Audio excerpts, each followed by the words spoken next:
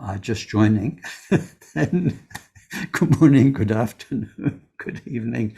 If you're looking at this on YouTube, I started the recording about 10 minutes into the session.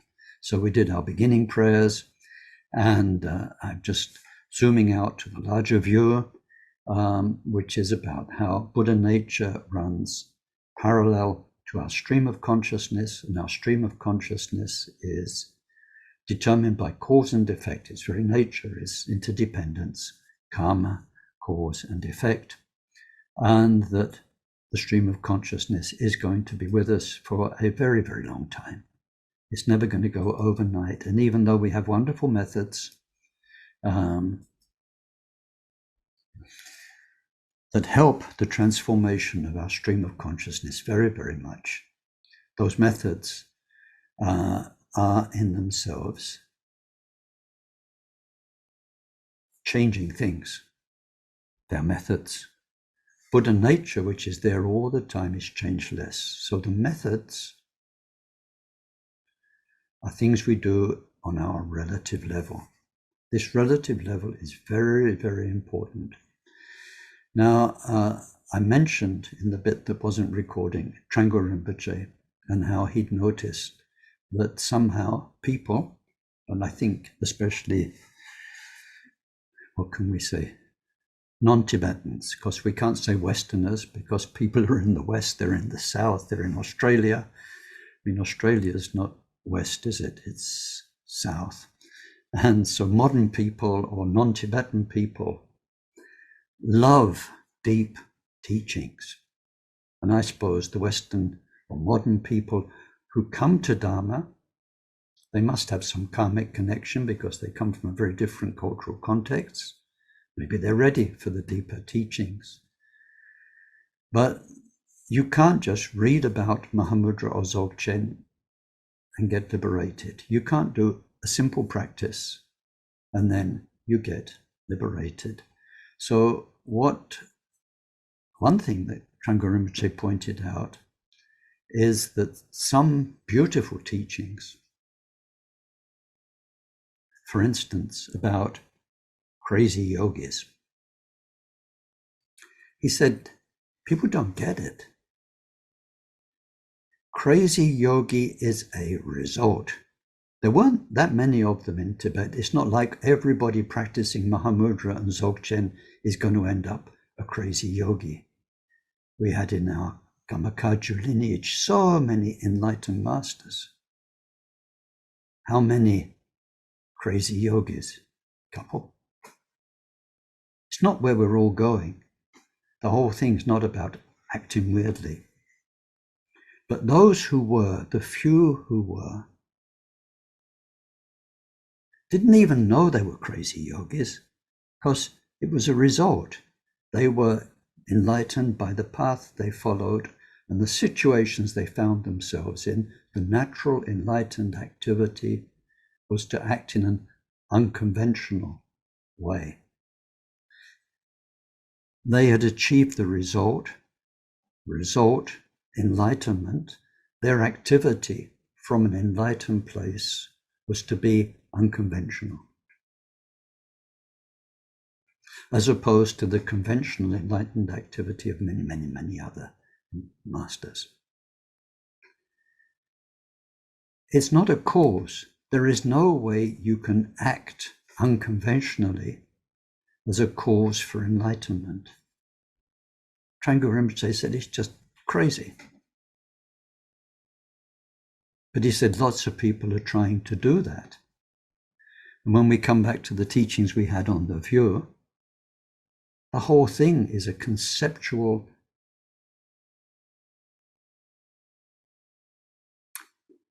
illusion that we feed ourselves.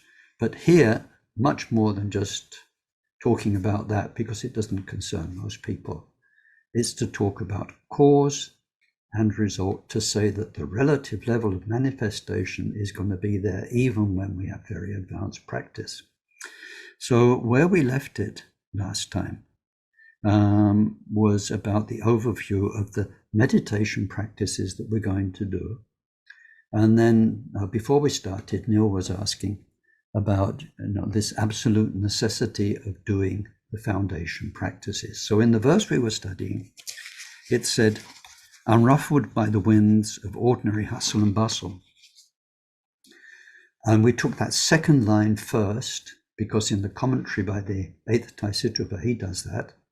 And he says it means you need to get away so that your mind can settle. And when we come to the next verse, we'll see about settling the mind, but how important it is to get free from the distractions of worldly life. So the first thing, it says you physically withdraw yourself. So you go to a place of retreat. That's always recommended. What I didn't have time to talk about much last week, and I won't mention much this week, but it's very much part of the difference between the Shravaka level of teachings and the Mahayana level of teachings, is that getting away means really getting your mind away. In the earlier verses, everything is mind. You might go to retreat. People might go to retreat. They might become monastics. And I think I did mention that last time. But then that might give you a wonderful opportunity to sit and meditate, to achieve serenity, stability in retreat, in a monastery, and so on, so that a lot of progress happens. But then, can you cope with life? Has your mind changed so you can cope with everything? Because on this Mahayana, Mahamudra path, we want a mind that can be liberated, at peace, happy, wherever you go. In our Bodhisattva vow, it says, even teachings, it says, even if I have to spend 1,000 lives in the hell realms to help one person, okay. Not in a monastery, not in a beautiful mountain hermitage with little bells tinkling on the roof and nature all around and incense burning and all that kind of thing. Hell for 1,000 lifetimes on the Bodhisattva path. Okay, if that's what it takes to help one person, I'm up for it. So we need a mind which doesn't just get away from the hustle and bustle. It's the way our own mind is embroiled, is entangled, is hooked into worldly stuff.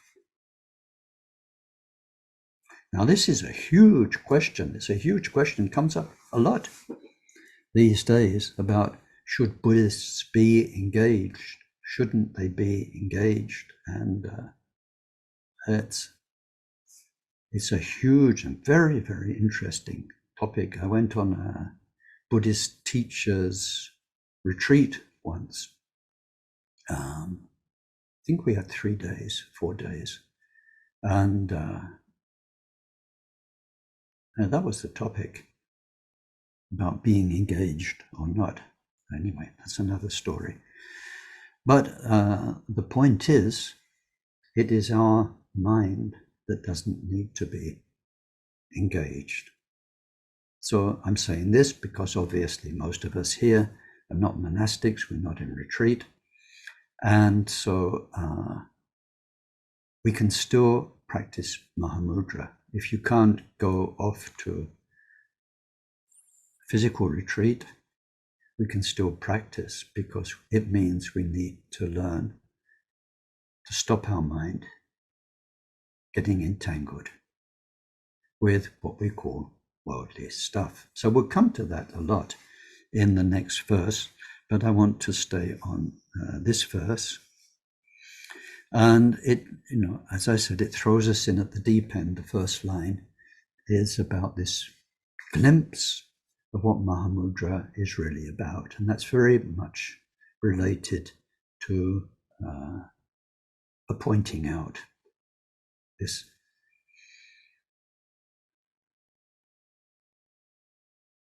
introduction, this glimpse to the truth of your mind that we can get with our wonderful teachers.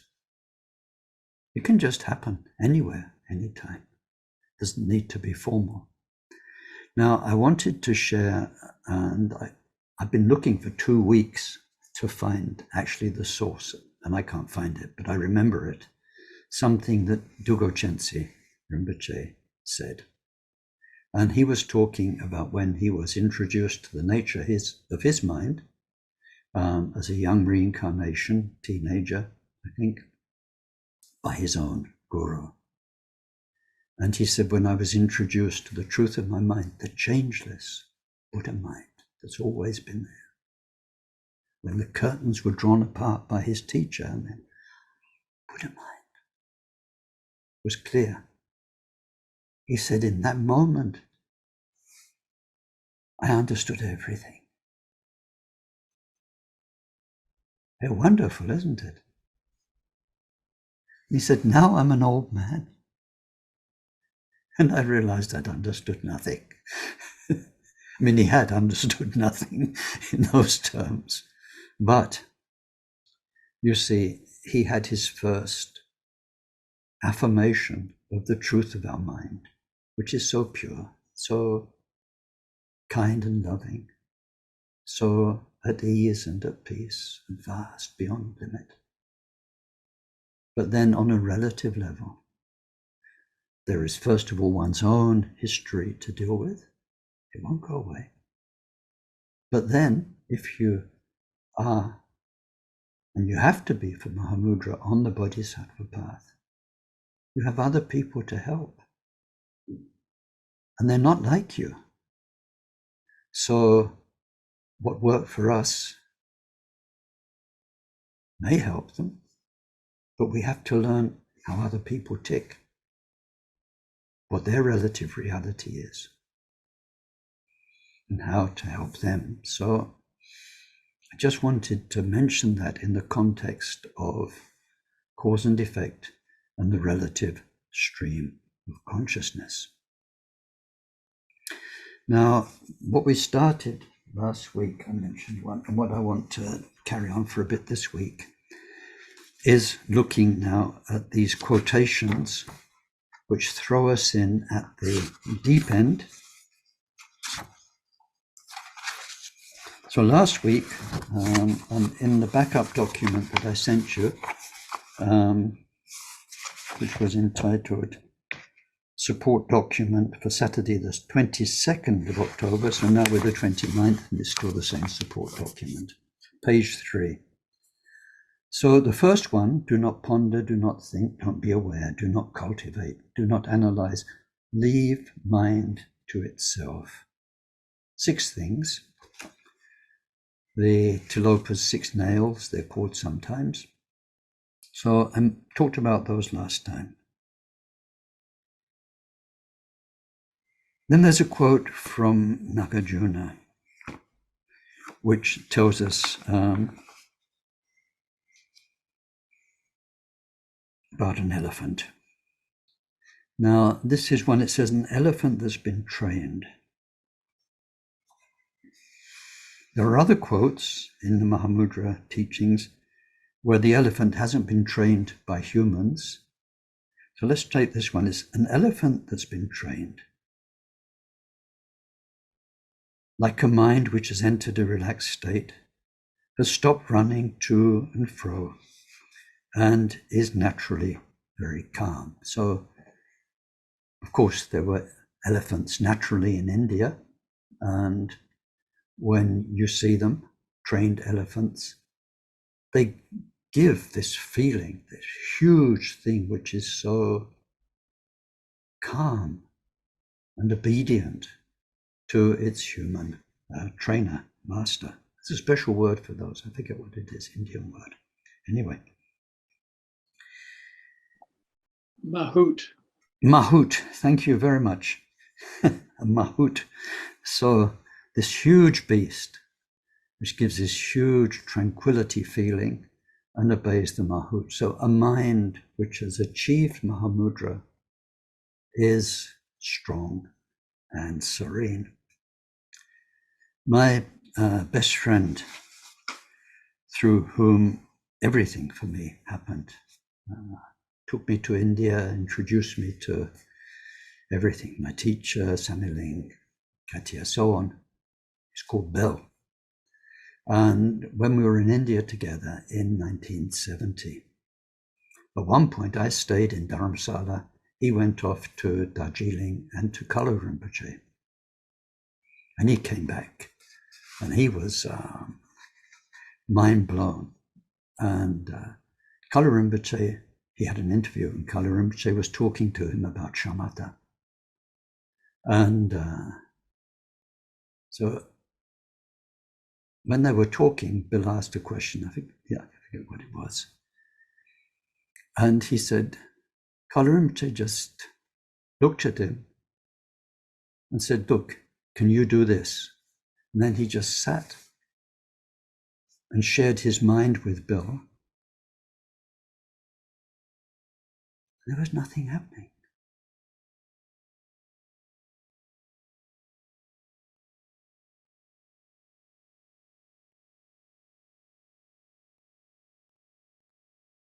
And then he stopped. He said, until you can do this, then you need to practice and practice and practice some more. And it's a marvelous thing. I remember when another very, very Kaju Lama, I met him in Tibet, I met him in Samiling as well, Domo Choji Rinpoche. There's just nothing there but space. I mean, some wonderful Rinpoches who can be nothing there but space when they want, they can also be very talkative and very, very mind-blowing. Tai Situpa is just mind-blowing. His mind is so brilliant and so fast, you can't keep up. You feel like a baby next to him. He's very curious and very active, but he can sit and be nothing at all. But other teachers, they can be nothing at all most of the time. And Tulku Urgent too, he was like that. Just space. So the elephant. Now in other examples, it's not a trained elephant. It's an elephant that's been super randy for a while, in rut, as they call it. So that elephant is the opposite to the trained elephant. You know, it's charging about. You have to be very careful.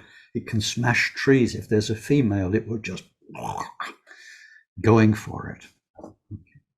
But then when the rut's over, the elephant has been rutting so crazily for so long, it collapses in total exhaustion and relaxation, like it's over.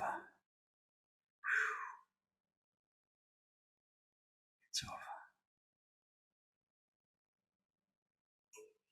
Wow. So this is an example for the mind, which gets involved with this, which gets upset about that, which suddenly wants this and it's striving to get it. The mind stream, which hooks us in and hooks us in and hooks us in again and again. It's like the elephant in rut. We run after this, we run after that. It's not the smell of a female, it's the stench of samsara. It's kind of going for it, going for it. I'm into that. I'm fed up with this. I'm upset about that. I really want the. No. It just never stops. So when the true nature of mind is experienced,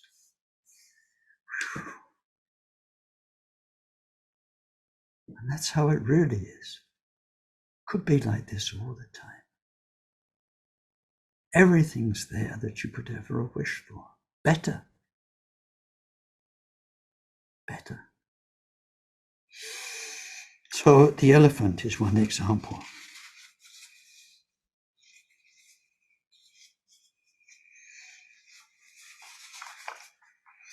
Then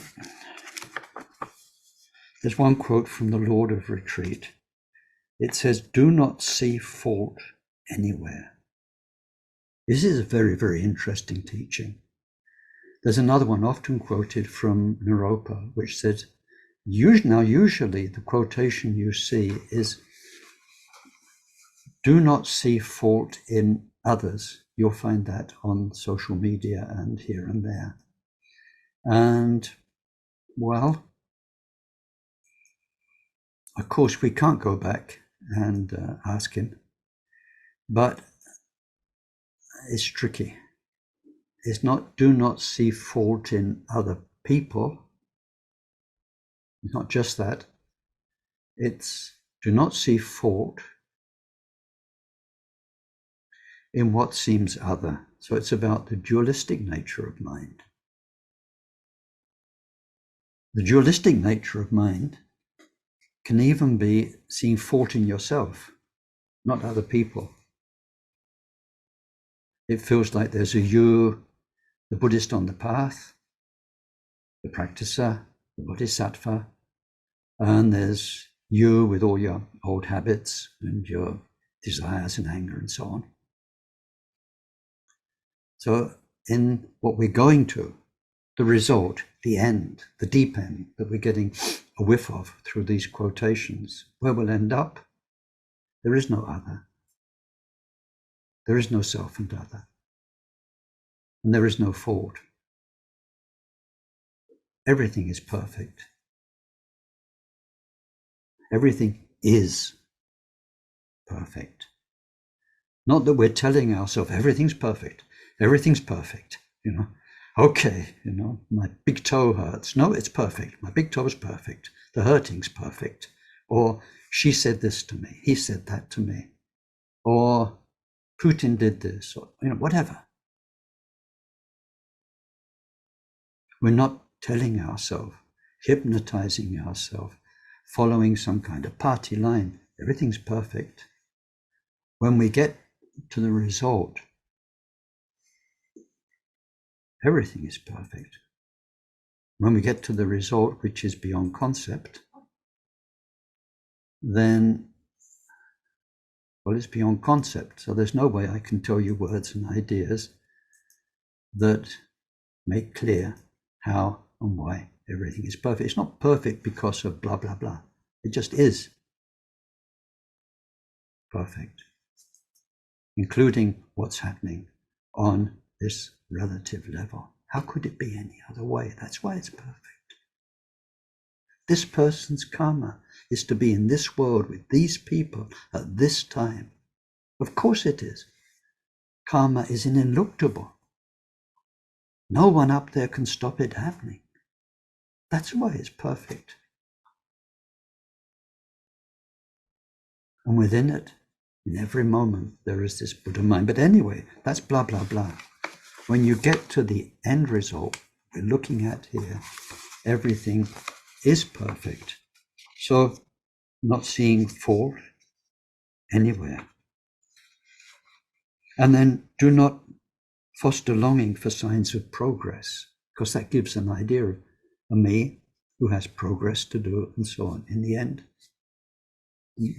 that we need to get familiar with, there's nobody left to progress, nothing to achieve. And then in the next quote, it's from the same teacher, Lord of Retreat is called. He said, actually in Mahamudra, when we're meditating, we don't meditate on anything. Now, Buddha taught so many meditations. In the Mahayana text, it says there are tens of thousands of them. Tens of thousands of them. So many ways we can meditate. And in Mahamudra and in Dzogchen, so many meditations on the path, as we're heading towards the end result, creating the causes for the end result. Many meditations we can do. They're very good. They're wonderful. They're helpful. Sometimes they're absolutely necessary. But in Mahamudra itself, there is nothing to meditate on. There's no method, no object to meditation, no way of dealing with whatever it is, a visualization or the candle in front of you or the words you're hearing from somebody. There is no method. So we call it Mahamudra meditation, he said, but in fact, using the term meditation is just a convention, it's language, because you are not meditating, doing something with it. It is perfect. Like I say, all of these quotes, they're not really things to explain. It's just giving us a taste, giving us a taste. And then Atisha, he says on the next page, page 4, it, now you remember in the past 3 or 4 verses, we talked about it, because there are no words that can, it, the truth, the true nature of mind, it, Buddha, it. It is profound. Now, profound means deep. So deep. It is uncomplicated, he says. So simple.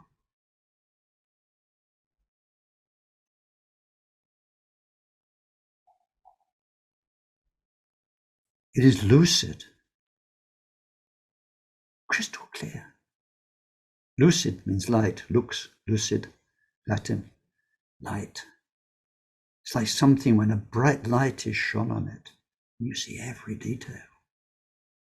Everything's so clear, exposed. And it is uncreated.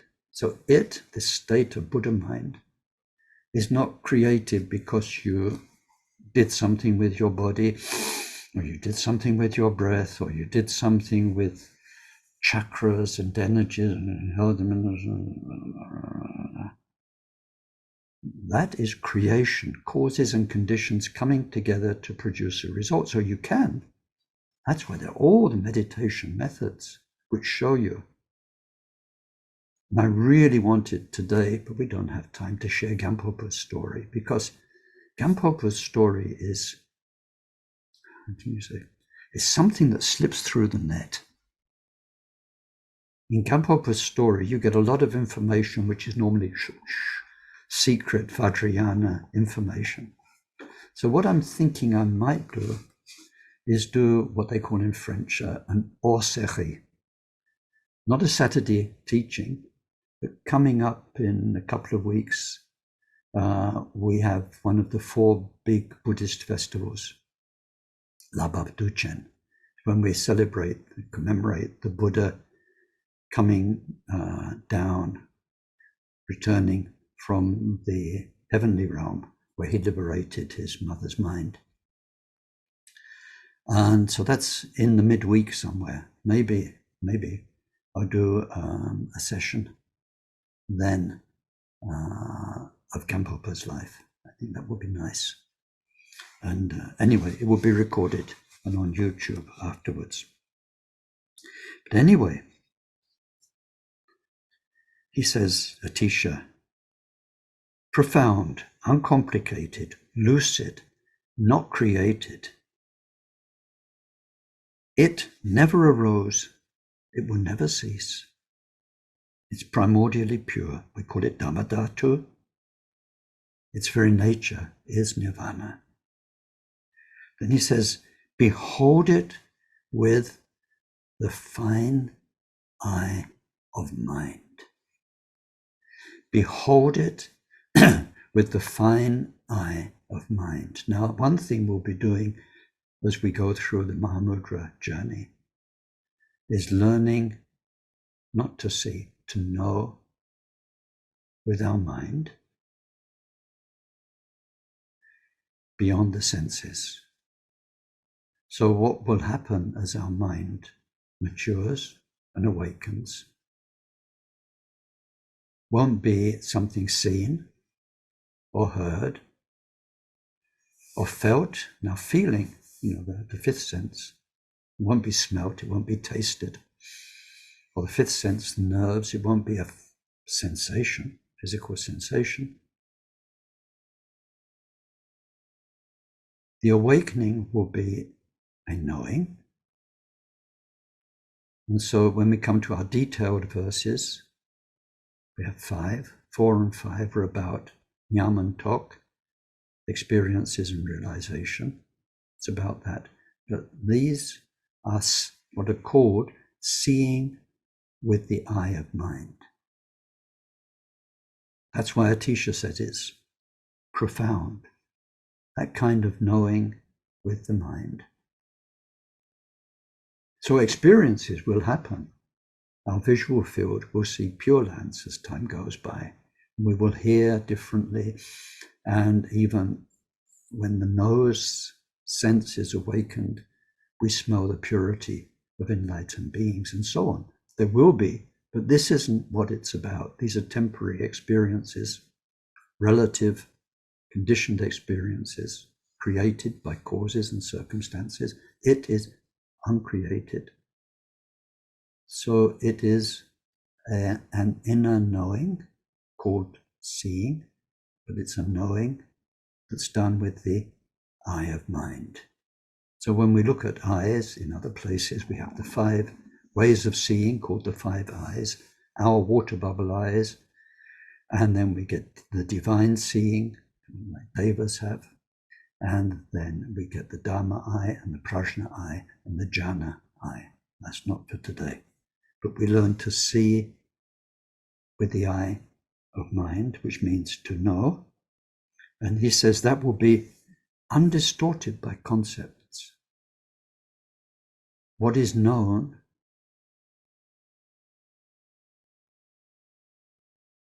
will have no story, no concepts, no labels. And knowing without the very fine inner conversation of labeling, recognition, and so on. And without the blurs of sluggishness and agitation, we're coming to those. So then later on, in the Prajna Paramita teaching, still on page 4, it says, to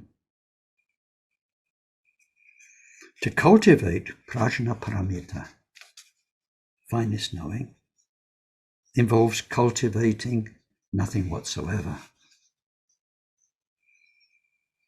So we are cultivating nothing.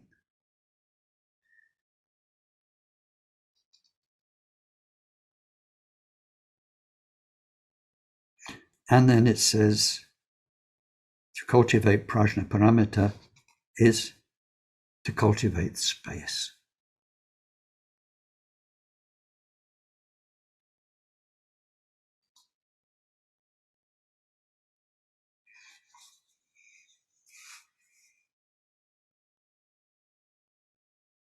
Yeah, this is what it's about, Mahamudra.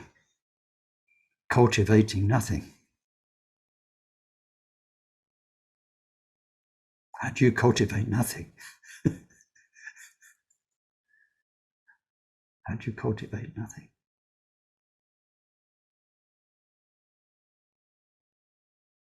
It's non-conceptual.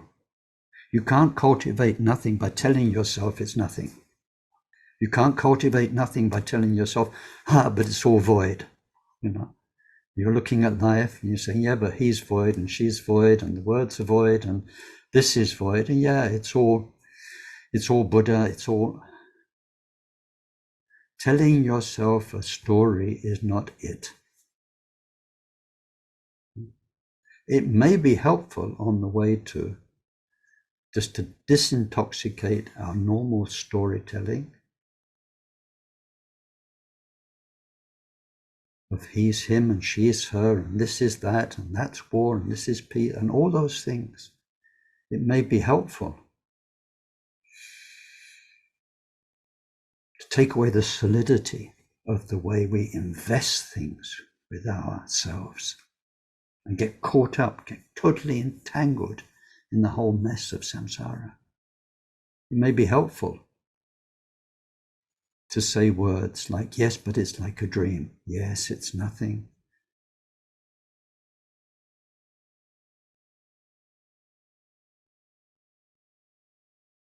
but we're not cultivating concepts so that in the end we're totally brainwashed.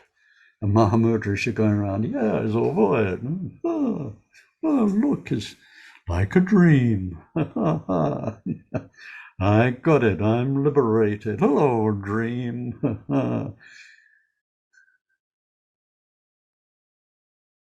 We are cultivating space. We are cultivating nothing. Now, how do you do that? Well, your teacher will tell you as you go along the path. We have lots and lots of methods to help us do that. But in the end, we need to know. We need to know that that's what we're doing.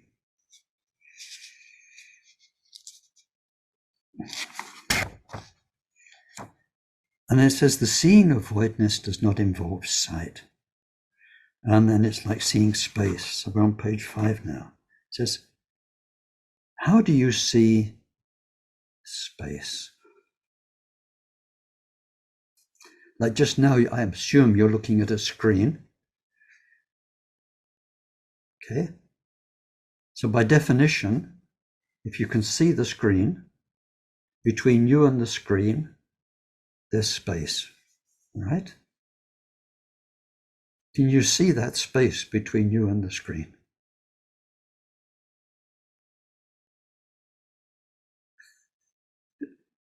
It is space, isn't it? Because otherwise you couldn't see the screen. We can only see things because there's space between us and them. So you see the space? Have a look. Have a look.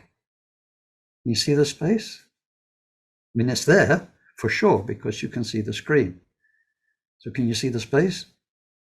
What do you see?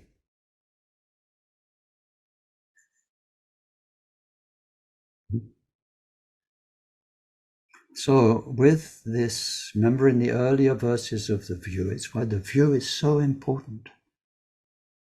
It talked about the, whatever we call it, simultaneous nature. Some people say co-emergent, some say connate.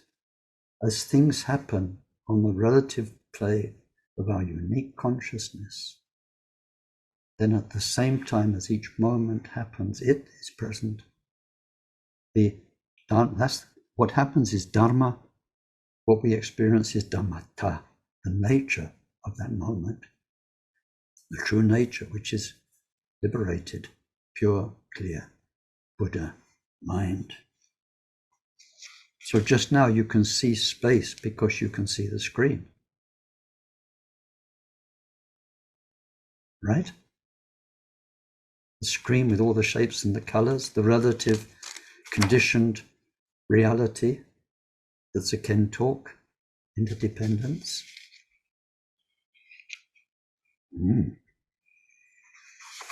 So there are quotes like that, and so there's a first section of quotes that I gave you, and it's 2 weeks before we meet again for this prayer. So over those 2 weeks, your homework is to just read and read again and think about these quotes. There's one set of quotes that comes from Khenpoken, and then there's another set that starts on page 11 from Tai Situpa, the 8th Tai Situpa. So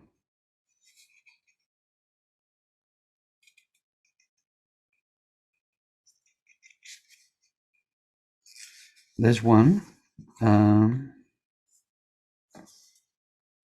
page 11. It says, what is thought of as empty, like the empty space inside a vase or in my rumbling tummy. That kind of space. So the hollow, the space inside an empty vase. That, or what the intellect may claim, what your thoughts may say, may declare, it's empty, it's void, or it doesn't really exist. What the intellect, blah, blah, blah, might be saying about something because you read it in Nagarjuna, then Hevajra Tantra says, these are not sahaja. This is not the shunyata, the voidness that we are talking about. It is the voidness, the shunyata, which arises along with manifestation.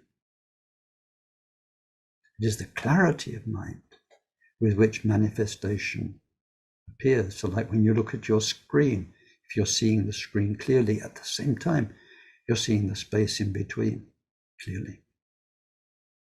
Arises at the same time. This is an example. It's not an actual pointing out to Mahamudra. It's just an example, the screen and the space, just to help you. So Sahaja Mahamudra means there is manifestation there. It's not just empty, some kind of empty experience. Let's come to that in a second. So anyway, there are lots of quotes. Page 12, there's Gampopa's unpacking of Tilopa's 6 nails. And I did that last week, how it's about the past is just the previous split second, not the past in general. The future that we don't anticipate is the very next moment of our meditation practice.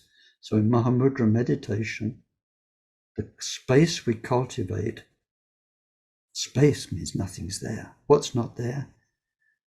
Dwelling on the past moment that just happened in your practice.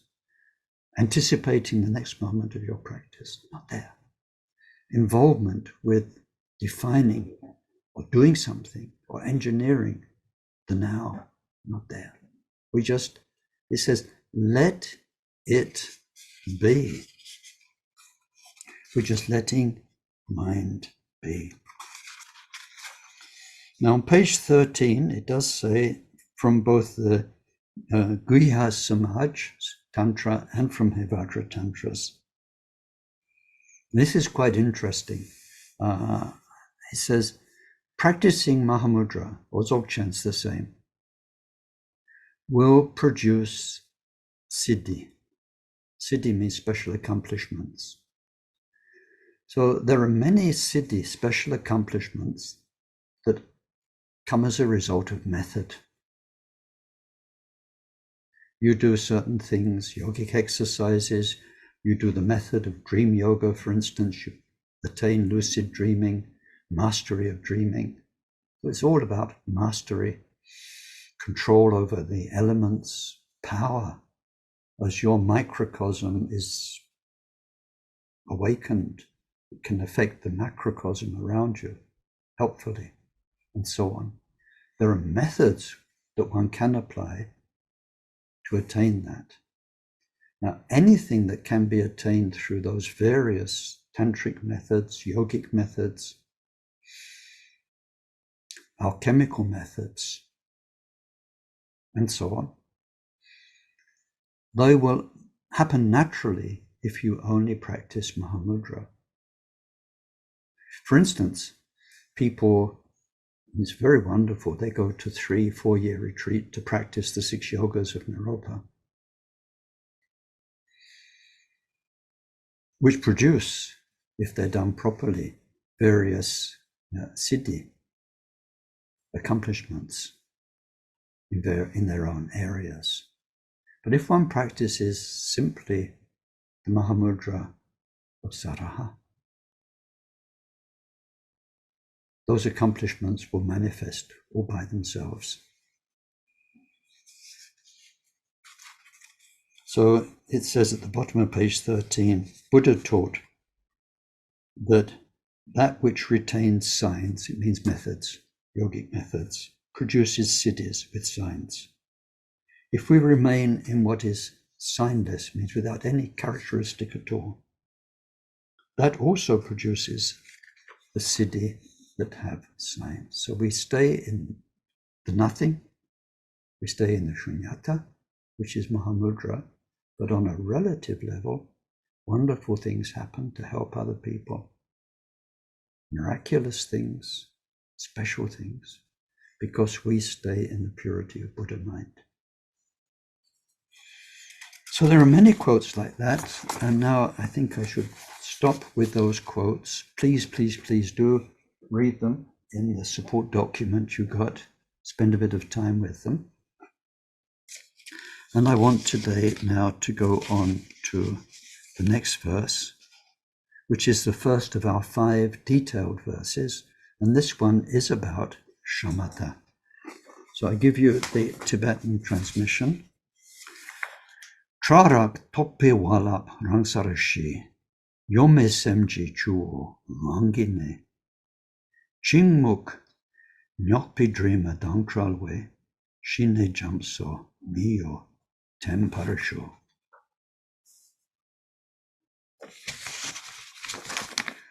In English, rough or smooth, the waves of thought come to rest of their own accord. Without agitation, the river of mind settles naturally. Free from the polluting silt of drowsiness and torpor, may the ocean of shamatha, which is what this verse is about, remain unwavering and stable. So this verse is about shamatha. Shamatha is Sanskrit. In Tibetan, it's shine. Shine. Shi means peace. But in English, it means at peace. Rather than a state of peace. Now, it's something you need to know. We all need to know. Shamatha, in this Karmakaju context, is not about cultivating a state of peace.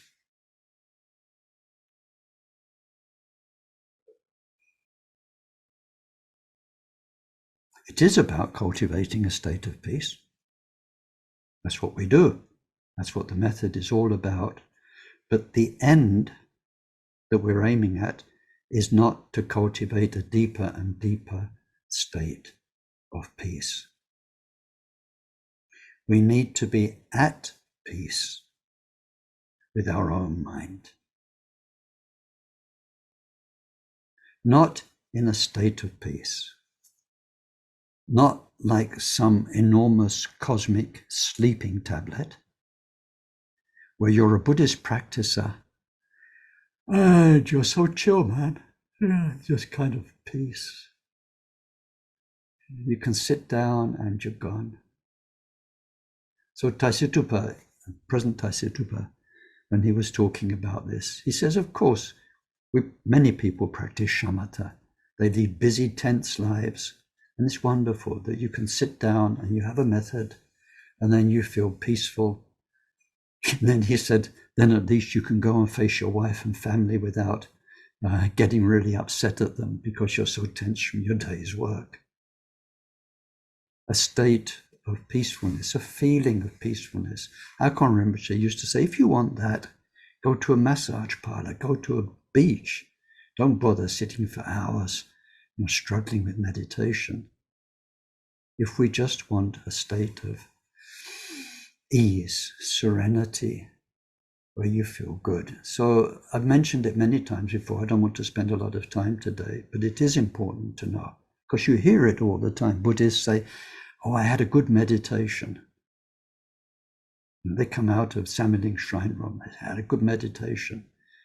And if you question them on that, what they mean is, I feel really good. Or I had a moment of, felt really calm, peaceful.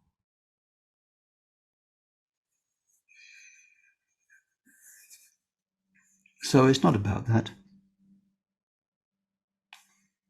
The shi of shine means we're at peace with ourselves. So if you had a meditation session that was really quite rough and rugged,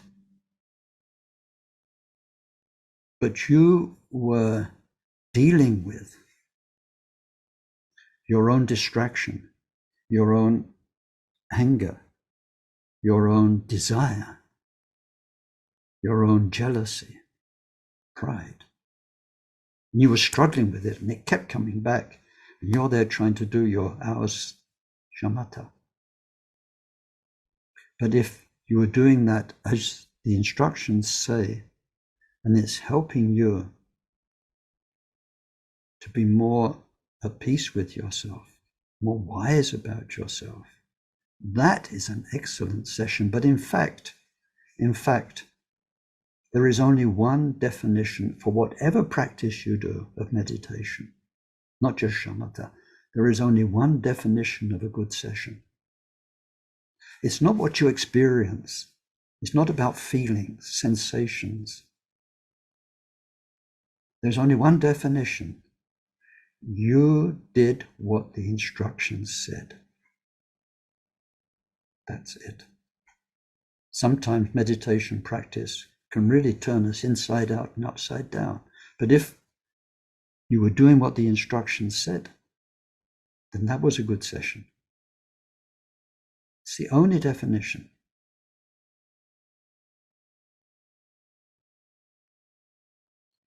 So then shamatha. So the first part is shi of shine, means we're learning to be at peace with ourself. Now, ourself means your stream of consciousness, your habitual mind. We have to learn to accept it, know it, understand it, and work with it in a very positive and liberating way. We're learning to be at peace with that. And then ne means to abide.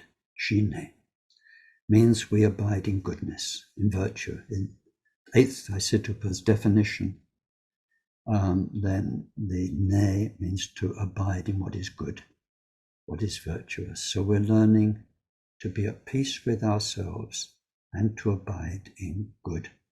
That's what shamatha practice is for. Not for attaining a state of serenity. Now, what to say about that? This is why I wanted to talk about Karmapa. So, and then when we have Karmapa's life, you'll see his story. Now, he was for many lifetimes. They say for cosmic eons, a very highly evolved bodhisattva. It's interesting. The Buddha predicted him in the White Lotus Compassion Sutra. Buddha Shakyamuni said that there will come a time in the north when a very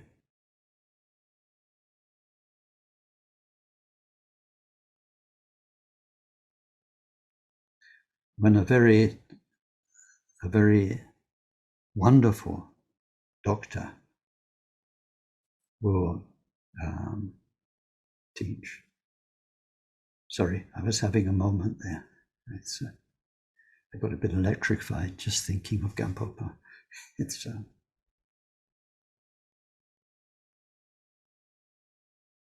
so anyway.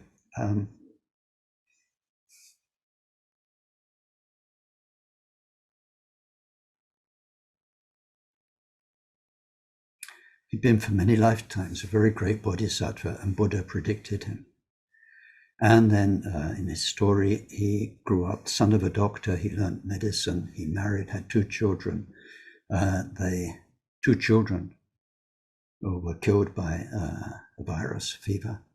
And then his wife died from the fever. He became a monk. And so I told the whole story. But then he went to study with the Kadampas, the followers of Atisha.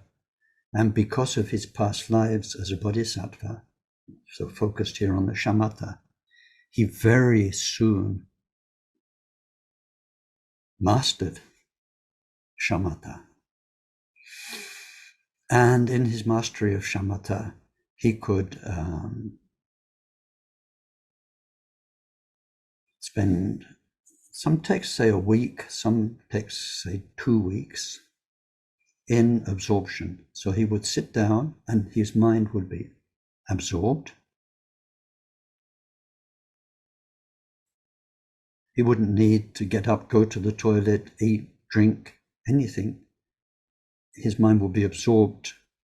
So not receiving sensorial inputs, absorbed, gone in its focus for a week.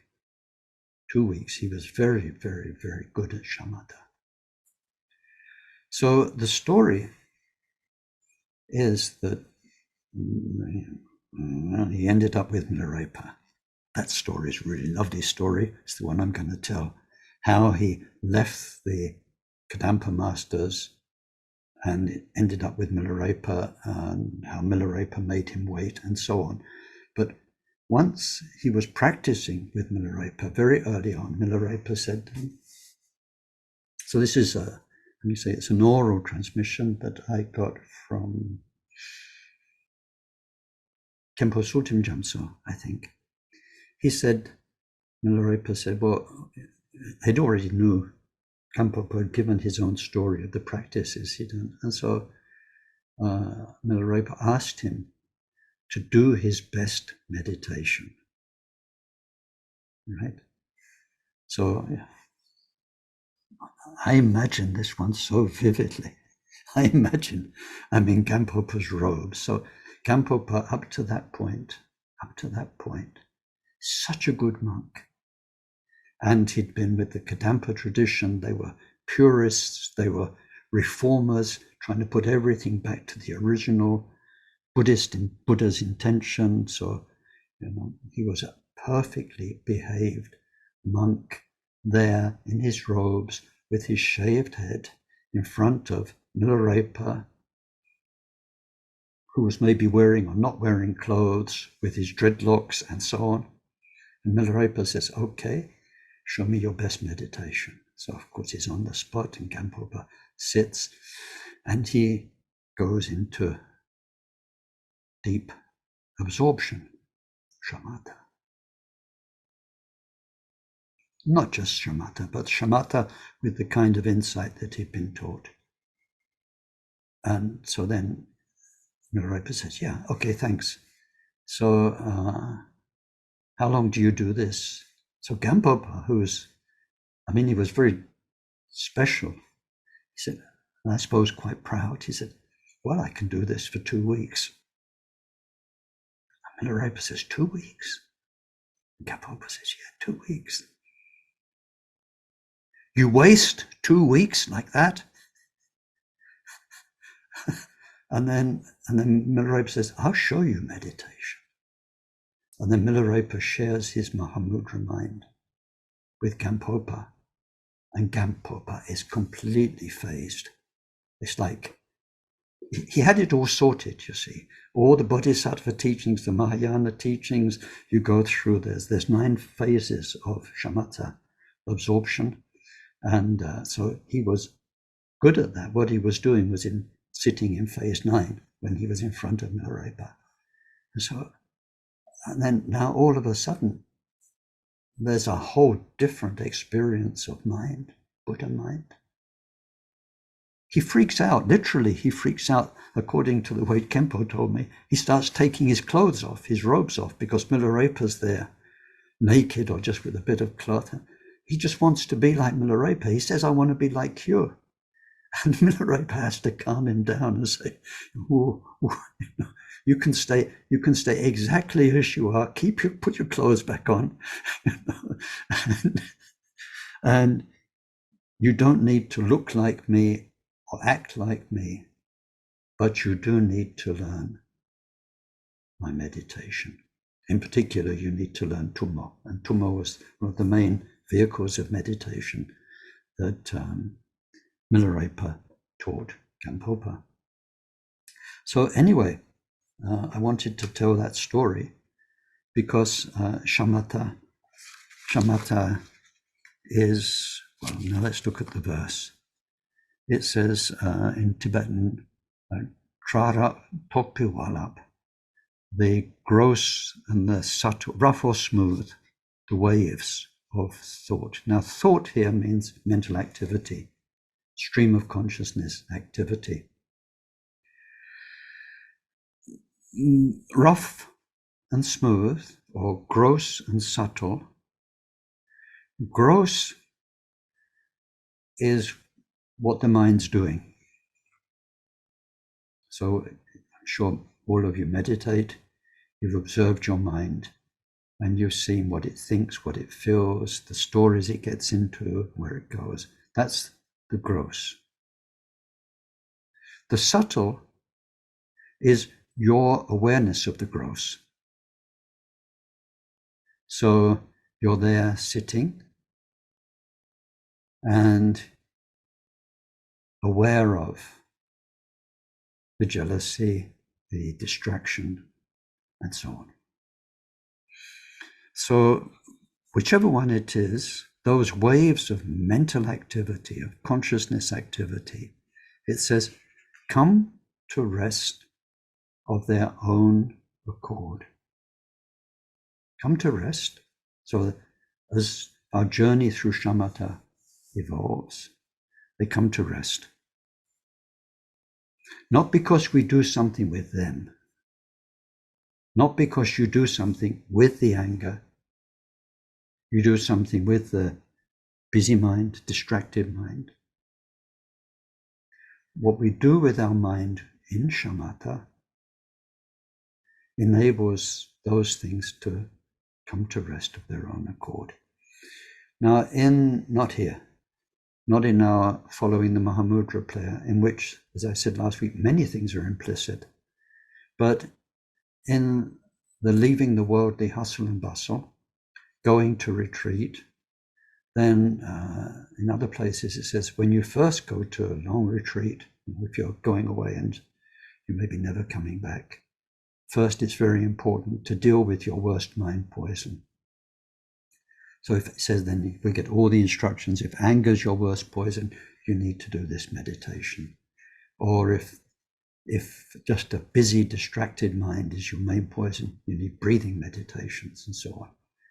That's all implicit. So here we're looking at shamatha, and we see the methods. So let's consider the methods that enable our rough and subtle mind activities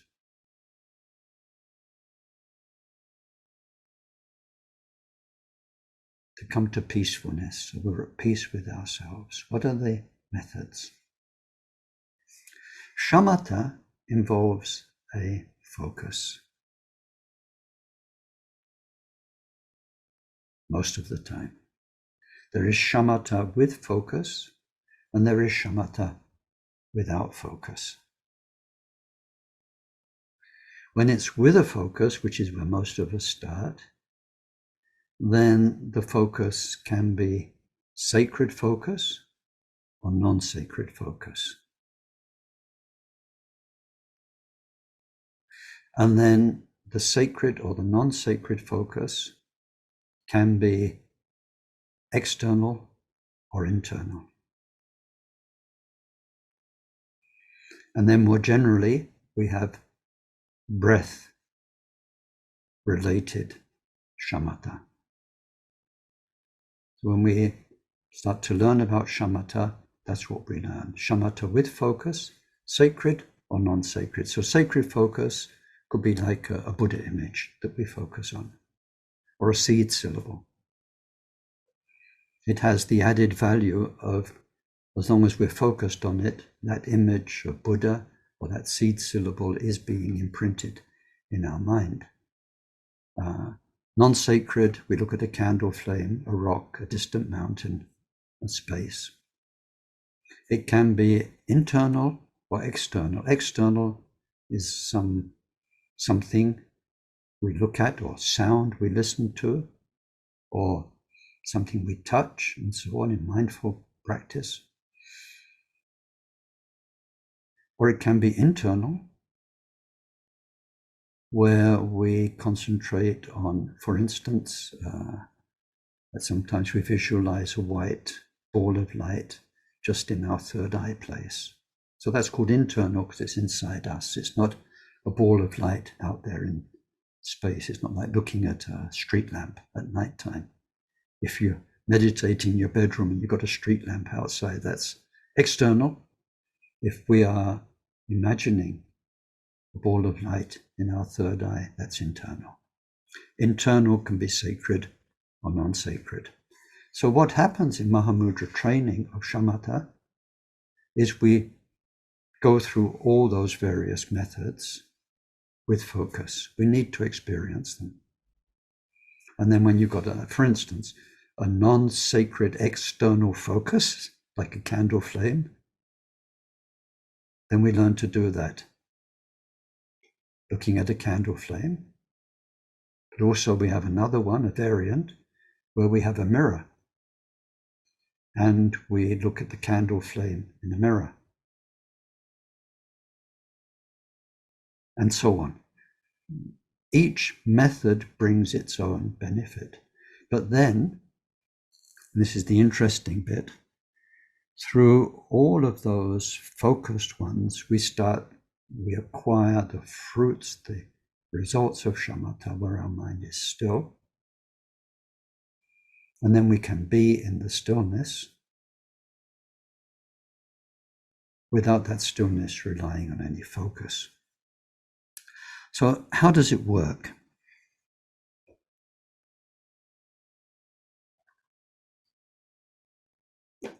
It's very simple. It's very simple. Now, in a way, it doesn't matter what the focus is. The point is, it's a focus. And the good meditation is where you follow the instructions. So it says, keep your mind, your awareness, your mind, undistractedly with the focus. That's it. Now, of course, at the beginning, we can't. Why? Because our mind is a child of habit. So it wanders off, wanders into ideas, fantasies, memories. It's distracted by what's happening around you, and so on. So we learn to bring it back to the focus. So it doesn't matter what focus, whether it's sacred, non-sacred, inside, outside. The whole point is we've got something we're supposed to be doing. Keep your mind there. And the power of our whole history pulls our mind away, and we learn to bring it back. When we first start, sometimes it's gone for minutes before we remember. Oh, I'm supposed to be looking at this. I'm supposed to be listening to this sound. But then through hours, days, weeks, gradually we get better at it. Whatever it is, whatever the focus is. And we bring the mind back. We're less within what the scriptures define as we're less within the jaws, within the fangs of the distraction. You know, it's like in the old days of the circus, one of the circus acts was for somebody to put their head inside the lion's mouth, right? You've got these huge teeth and the head's inside. So it says, as long as we are puppets of our history, we live between the fangs of the distraction. It can get you anytime. So we are learning not to be drawn into it. It doesn't matter. It's not about the candle flame or the rock or the Buddha image. They are simply there to remind you to be. So we have a definition of shamatha. Wonderful definition. To hold or to maintain, let's say, the mind one-pointedly in virtue. You can add a fifth thing to that, to hold the mind where you want it, one-pointedly in virtue. Every part of those five is so meaningful. To hold means to maintain. We can't do that at first, we're distracted. So to maintain the mind. So this is about your mind. It's not about looking at a candle flame or listening to a sound, anything else. We are working with our mind. We are maintaining the mind. Where you want it. Not where it wants to go by habit. It's like a little puppy dog. You know, when you first train a puppy to sit, it wants to run off. What's all this sitting lark that a human wants you to do? He just wants to get up. You have to sit. Now you have to push his bottom down, associate it with the word sit, give it a treat, and so on. And this little bottom wants to get up all the time. And sit, and then here's a goodie. And then in the end, quite likes sitting because he gets a goodie, it gets the good vibes off the master, and so on. And then you see these Labradors outside supermarkets who just sit there. And it's like, I could do this all day long if my master wanted. So, our mind learns to be where we want it. So to maintain the mind where you want it, not where it wants to go through the power of habit, where you want it, one-pointedly means just with one thing. Very important. Not with one thing with a lot of comments and blah, blah, blah. One-pointedly. And then in virtue. The last bit's the most important. Evil people can maintain their mind where they want it, one-pointedly in evil, the dark side. That's not what we're doing. So we're aiming for virtue. Our shamatha is part of a journey to what is good. And we need to train with a focus. Now what happens automatically, he says, in the Tibetan Rangsarashi, the mind settles all by itself as we learn to stop the distraction, the puppy dog going off, as we learn to stop that.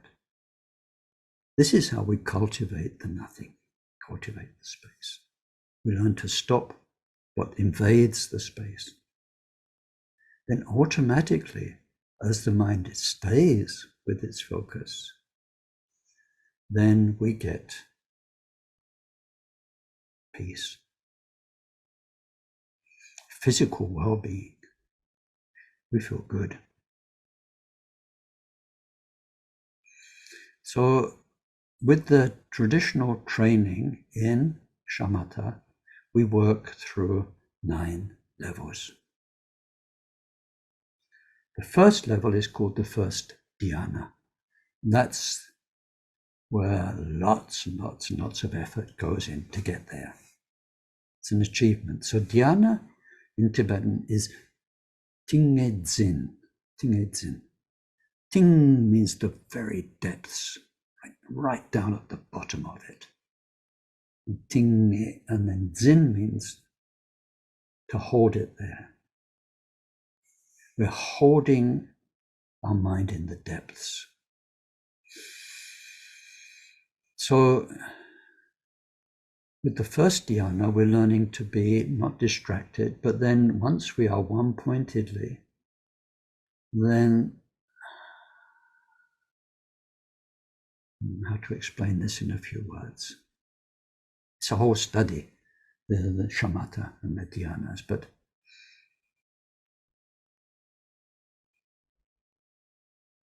let's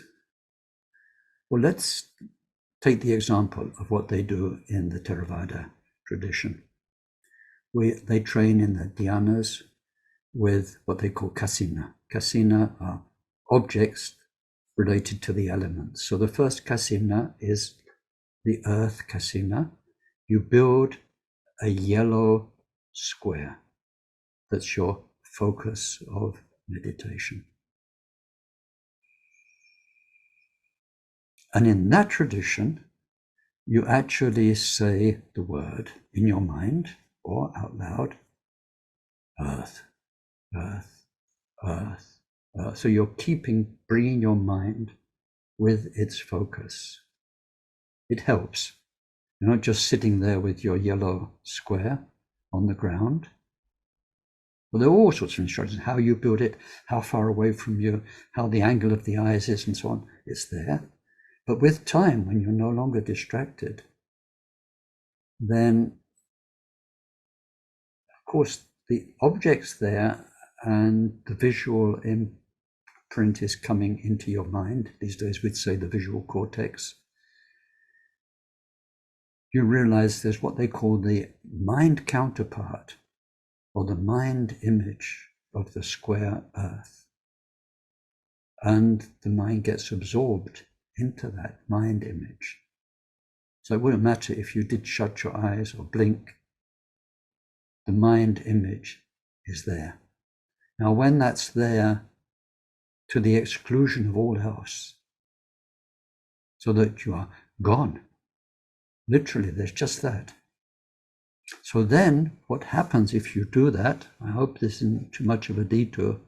It's a huge topic. I'm trying to make it just an example so you get a taste of it. You know how you set an alarm clock, or you tell yourself, I'm getting up at 5 o'clock tomorrow. And if you set an alarm for 5 o'clock, sometimes you wake up at 1 minute to 5 before the alarm goes, because you've programmed yourself.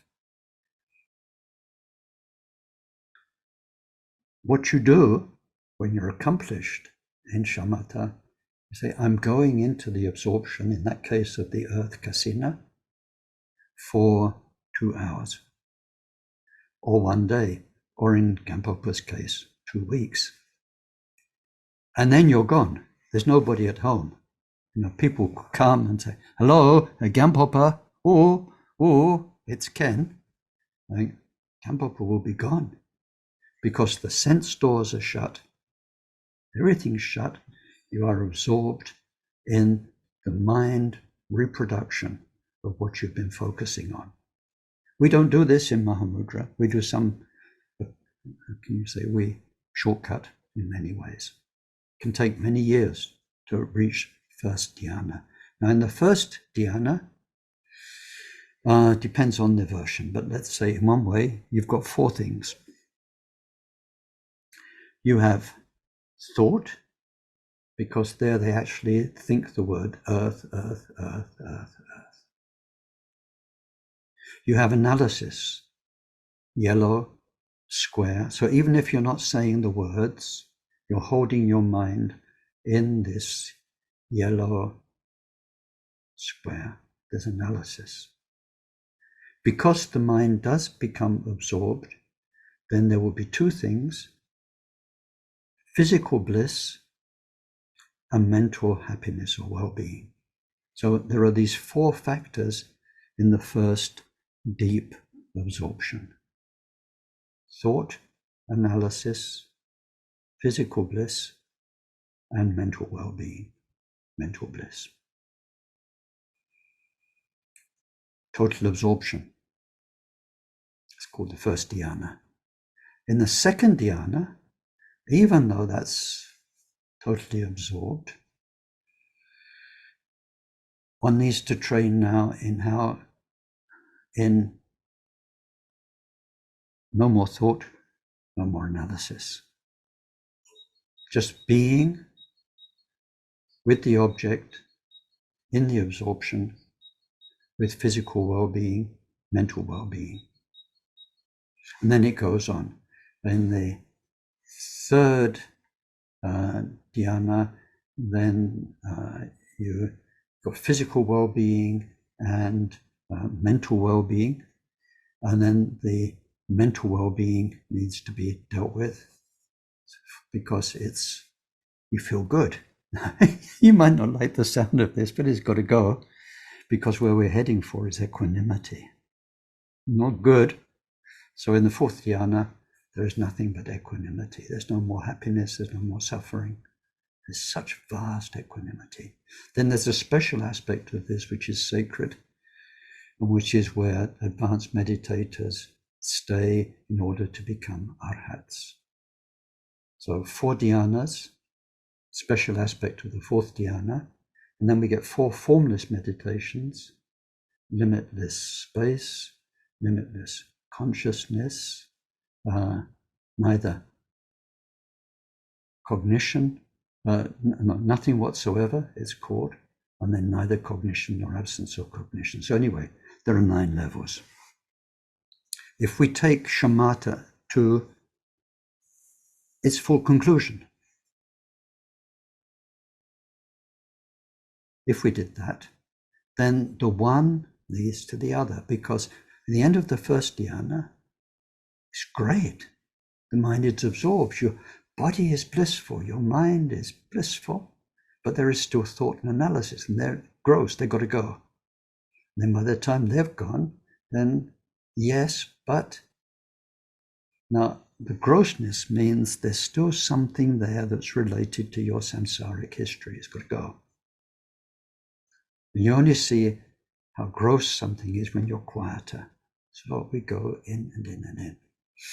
In Mahamudra, we are not doing this, but we are employing the method of shamatha to bring stillness to our mind. We need to understand absorption, completely gone, like Gampopa, completely absorbed, but we are not wanting to be absorbed because it's a waste of time, as Milarepa told Gampopa. And in the Bodhisattva teachings, there's a lot about this. So we need a mind which is at peace for itself and totally, beautifully resting in goodness as a laboratory for the eye of wisdom, the eye of mind, knowing or discovering the true nature of this mind. Now, we can only do that at first, for most people, nearly everybody, when the mind is totally still. It's only when it's still that, with our guru's help, day after day, step after step, we can explore this mind so quiet, so quiet. And then we can, this mind that's been so busy with samsara, now we've got it in a quiet place. We can explore its potential. And then, as time goes by, I'm sorry to keep you longer for the talk than usual, but I must get to the end of this today, at least. Once we have discovered the truth of mind, when it's so quiet and stable, then we take the realization that we have in that laboratory into what's called the moving mind, the mind which is thinking, the mind which is feeling, the mind which is reactive, the mind which is back in its samsaric context.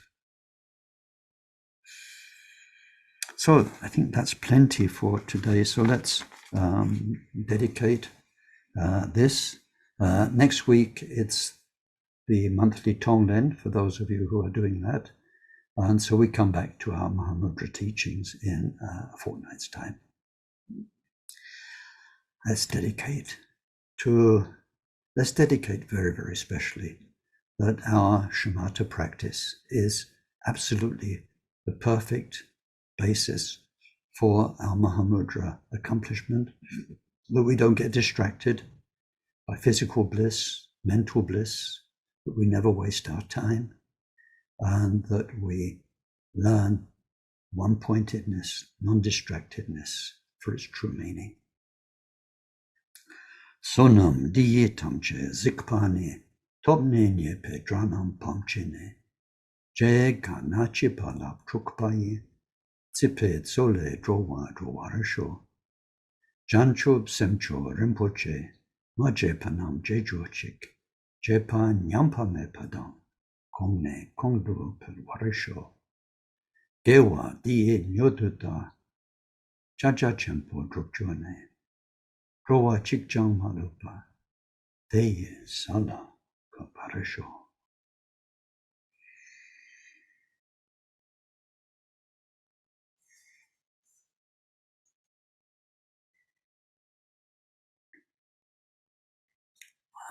So, thank you very much, and over to you.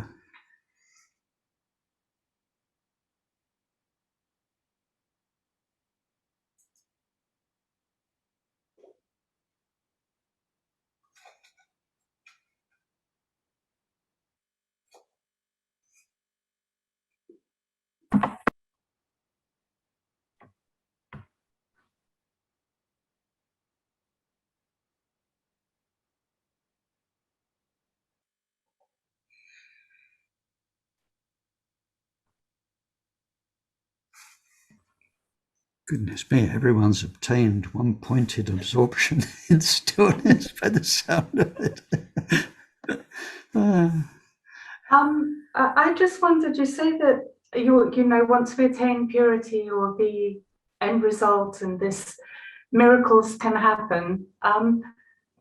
In that way, can we impact samsara then? Is there a way? I know that obviously, if a number of people have a higher level of consciousness, it can help other people. But is that a way of helping other to end suffering? Yes, Yeah. yes, as much as it can be done. If that's certainly what we believe, I think that's definitely how it happens. But it's about influence. This word influence, what flows in. And I know there's this terrible thing about influencers on social media these days and so on, but it is about influencing minds with goodness. It's just like in the world today, you can feel such an influence of badness, of evil that would like to take us all down to the grosser, nastier levels. So I think we can input that so that good minds will be more motivated. It can only change, how can you say, the nasty side of reality so much, because quite honestly, there have been so many wonderful spiritual teachers, the Buddhists and others. If they could have got rid of that, they would have done. We wouldn't be here. We wouldn't be in a world with all this going on. It's generated by karma. So the Bodhisattva teachings is on a relative level. We do all we can to bring peace and goodness. But our main focus is working on what's behind the behind of what happens in the world. When you have a good heart, there's no way you could harm anybody. You just couldn't. And as long as that's not there, then we can. And we try and harm less and less. But what we're trying to do is at least make this area, which is ourself, where we have some say in the matter, some possibility of control, less harmful. That's our priority. And if we are good, peaceful people, that will influence people around us. And invisibly, it will, we're part of an interconnected fabric of everything. It will have an effect on the world. Mm.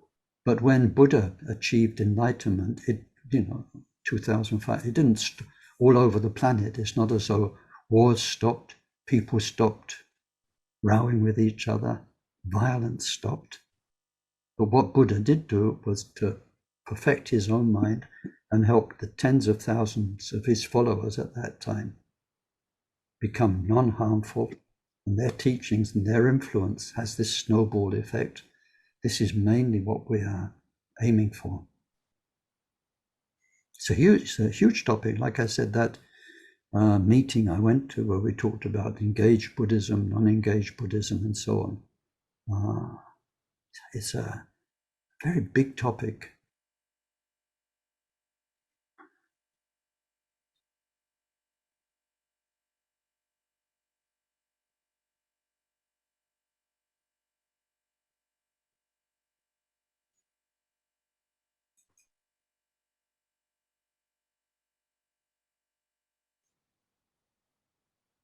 So do you see the suffering that's going on in the world at the moment purely as a result of karma?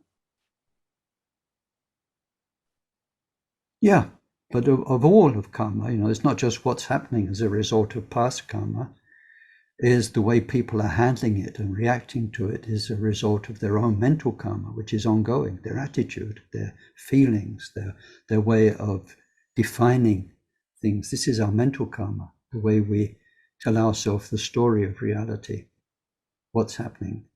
So yeah, it's all karma. So the way the karma teachings, they go body, speech, mind.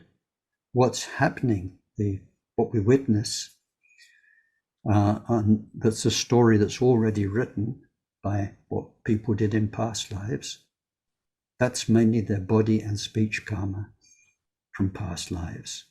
But then the mind karma is the way we are reactive to it, the way we're interpreting to it, and then the way the present situation is making us engage and make more karma. But yeah, it's all seen as karma, and the whole question is what can be done, what can't be done is huge. It's huge. I mean, it's one thing talking in the abstract about what goes on in life. I think what's very vivid is when there's just one person in your life, and you say, what can I do to change that one person? And if we've tried, to help them for the better, and sometimes we realize with the one person how, despite your best efforts and best intentions, only so much is possible because they've got their own story, they've got their own dynamic. It's a very, very interesting place to start.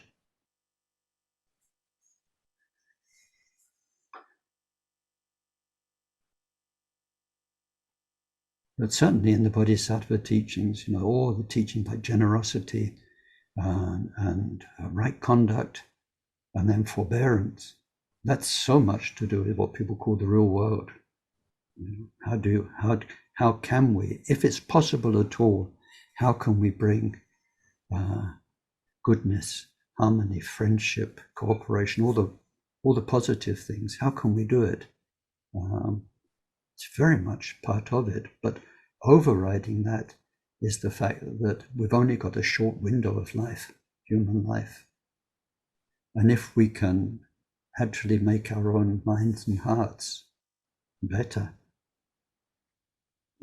that has to have priority, not necessarily to the exclusion of other things, but that's the most wonderful thing we can do with a human life, is to leave it with more of, there's two things in the word shamatha, more at peace with ourselves and more in a place of virtue.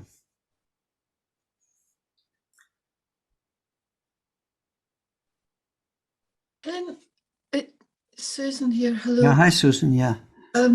It's just, as this process is going on and studying and meditating and things, it seems that you do sort of almost automatically, as part of this, become less involved with stuff, with, like going to the pictures or watching telly and stuff. It just doesn't become interesting anymore. But there's also, you said about the need to withdraw yourself a wee bit from the day-to-day burach that goes on, so that you can do this. But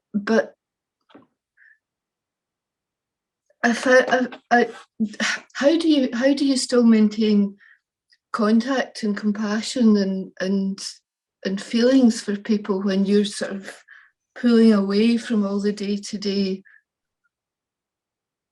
I think we connection. Don't. It's not like abstraction. That kind of total abstraction is characteristic of what we call the Shravaka way. And that's why people, they become monastics. They leave, they go to a place where there are only other monastics, or even better than that, you go into the forest, you go into the mountains. That is the actual withdrawing. So it's not as though we do that, or even we don't do that psychologically if we're staying with your family in your home or whatever. It's that we exchange the reactivity we have from a samsaric set of reactions to a bodhisattva's set of reactions. And in that case, then, whatever it is, whether it's your children, your partner, your neighbors, people you work with, then that's why we say they all become treasures, because it's through them that we learn forbearance, that we learn about all the things we need to learn about as a bodhisattva, and most particularly about ourselves. We see our own reactivity. It gets very interesting if you're a Buddhist, but you have to stay in those circumstances, because you get, to use not nice language, you get pissed off with them, but you should be loving them. and so then that becomes really, really interesting. It's a wonderful learning circumstance if you can cope with it. Yeah. You do feel a bit isolated because you're not participating in the normal social things, because it doesn't interest you. So people are talking about stuff or doing things or want to go to the pub or something, and it just isn't. Yeah. But then I think this kind of question is not a question for a teacher to answer. No, it's the question for oneself. How, now I've got these values, I'm acquiring these values as a Buddhist, how am I going to handle this? Because there isn't a Buddhist sutra about Susan's reality, right? And about what to do there, Yeah. It's you have to say, well, what have I got? And how can I do this so that I am kind, but how much can I make my own position and situation and attitude clear or not? How much do I need to be an undercover Buddhist who just looks like an ordinary person who's not interested in going to pubs? Yeah. I mean, you can express that in everyday language. Okay, the pub turns you on. It doesn't turn me on anymore. Don't like it. I'd rather do something else. I don't know. That's a person for each of us, because a unique world. But that's the whole point of the Bodhisattva path. That's how we learn in rolling up our sleeves and being involved in daily reality. Yeah. Yeah. Yeah. Thank you, Ken. Yeah. Thank you. I mean, there's this very famous story, I'm sure you've heard it, of Patrul Rinpoche, and he'd heard about a master, let's not say who he was or what tradition he belonged to, but he'd gone into 6 years retreat, 1 year for each of the paramita, right? So he was in year 3 forbearance. So Patrul Rinpoche heard about this, and so and he was very psychic, clairvoyant. So he knew, let's say, he could help this meditator. So he pitched up at his retreat hut or cave, whatever it was, which was a closed, it was an enclosed retreat. And he just barged in. I'm starving. Have you got any food?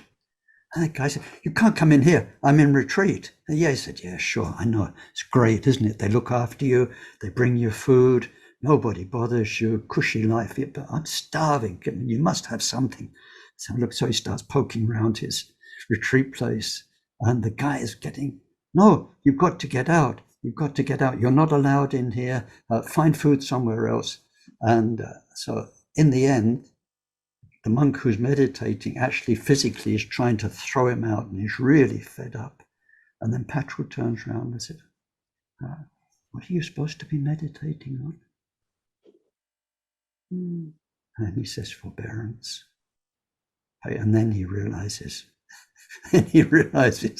he's not just got some crazy guy, or he's got, Patrul Rinpoche who's come to show him that forbearance, you can't practice forbearance in beautiful, tranquil circumstances. You need people to irritate you. If you don't have the irritation, you can't. It's the hardest of the 6 paramitas to cultivate. It's the hardest. Of course, you can only do it. And if you become a sweeter and sweeter Buddhist, who's going to be, messing around with you, aggressing you? That's why it says you really, really and truly welcome the challenging circumstances as treasures. Because how else are you going to find your own anger? Sometimes it says you could spend lifetimes. Super cool. And then one lifetime, somebody is going to come along and they're going to press that button And you're going to realize you've got such an anger underground inside you. Anyway, okay, time for us to go about our daily lives. Thank you all very, very much, and wish you a good fortnight, and see you for the next session. Bye-bye now. Thank you, Ken. Thank you, Ken. Thanks, Ken. Bye-bye. Bye. Ta-ra. Thank you, Ken.